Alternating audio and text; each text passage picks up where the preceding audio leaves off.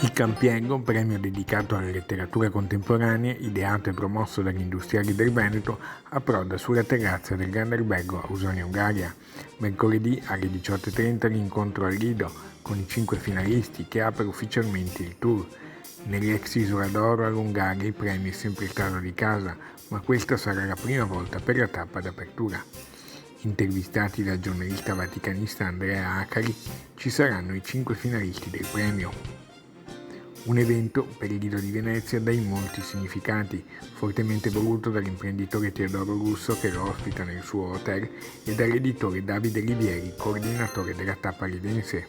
Speriamo che con questo evento si possa salutare l'arrivo della stagione estiva, si possa soprattutto salutare la fine di un periodo buio, si possa dire addio alla pandemia e si possa iniziare sull'onda di una diffusione culturale di cui il Lido ne ha bisogno il Lido, ne ha bisogno Venezia, ne ha bisogno il Paese. Sarà per tutti una serata speciale. Ci siamo già attivati per riproporre lo stesso tema alle scuole, ma diciamo così il poco tempo a disposizione e sempre purtroppo la pandemia non ci hanno consentito di chiudere definitivamente il cerchio.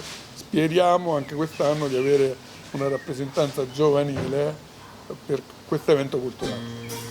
Il vincitore della 59esima edizione del premio Campiello sarà proclamato sabato 4 settembre all'Arsenale di Venezia, selezionato dalla giuria dei 300 lettori anonimi.